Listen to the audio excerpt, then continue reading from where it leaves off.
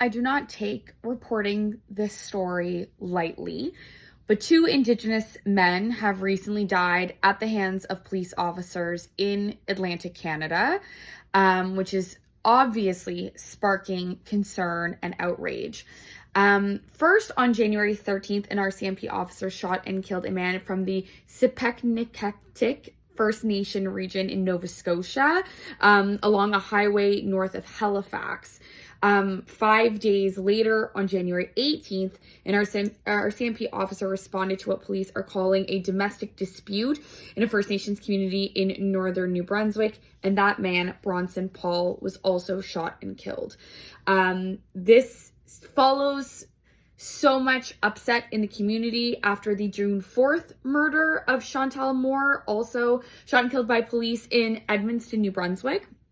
The response so far has been that the RCMP station in that area of New Brunswick is indefinitely closed.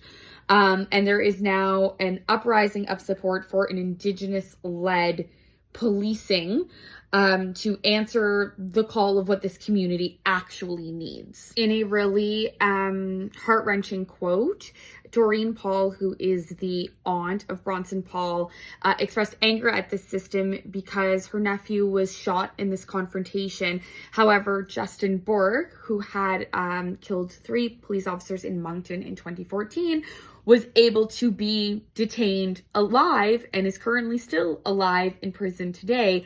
Yet there continues to be an onslaught of deaths in the Indigenous community at the hands of police. I don't like to share personal opinions often on this platform because it is news and it is supposed to be unbiased.